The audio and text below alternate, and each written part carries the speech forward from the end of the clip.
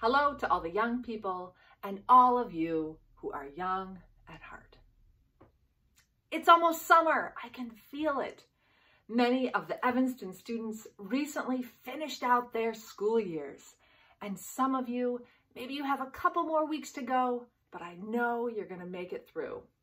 Congratulations to all the students, teachers, and school staff who have made it through this most unusual school year.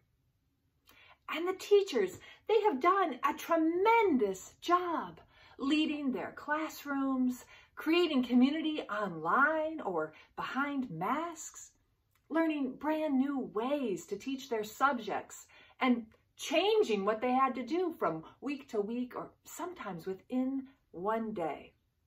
Well done. Teachers, you have shown that you are creative, flexible, kind leaders who your students can really look up to.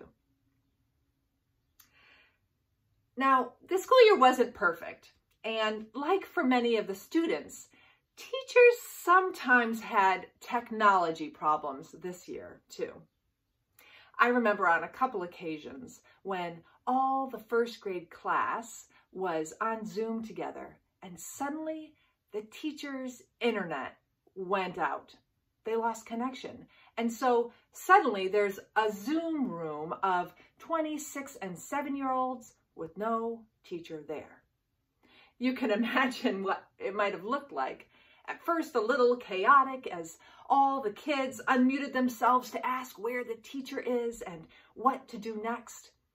Sometimes one student voice would rise above the others and tell everybody they thought what the internet had gone out and what they should do next. Sometimes the kids would just talk to each other and form their own time to have community together.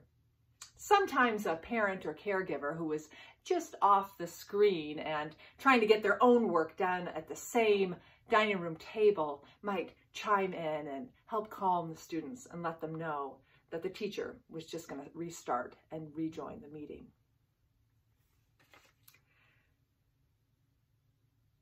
Without the usual leader, one often emerged, or people would just be kind of talking over each other a lot. In our Old Testament reading today, the people ask Solomon for a king. They say, we want a king like other countries have. Now, Solomon tried to warn the people that sometimes a king who wants too much power can be unfair and can send the people to war and take away their freedoms and make them work too hard. But the people said, no, we want a king. Solomon said, but listen to God. He can be your leader. But God told Solomon, the people want a king, let them have a king, and then we'll see how it works out. As summer starts, you may be saying goodbye to teachers and welcoming new leaders into your life. Maybe camp counselors or summer school teachers, babysitters, family members, big siblings who might be helping to lead and take care of you this summer. It can provide safety and create order to have someone in charge to let you know what to do next. But in moments when the technology stops working, or you're alone, or you're a part of a group where there's no clear leader, how do you respond in those uncertain times? Do you find yourself acting with love, fairness, and kindness, even when no one is watching? Are you guided by God's love to work for justice and stand up for others, even when no one else will see you doing it? Following just any leader can sometimes lead us into trouble. Supporting kind, fair leaders and knowing to listen for God's guidance in our hearts, to know what to do next, can keep us on the path of love today and all summer long. Let's share a prayer together.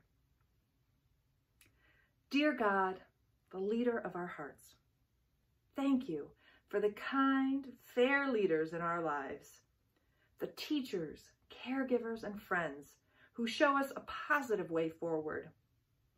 Help us to remember you are the leader in our hearts, reminding us to do what is kind, fair, and just, even when no one is looking, even on summer break. Amen. And as we say each week, peace be with you.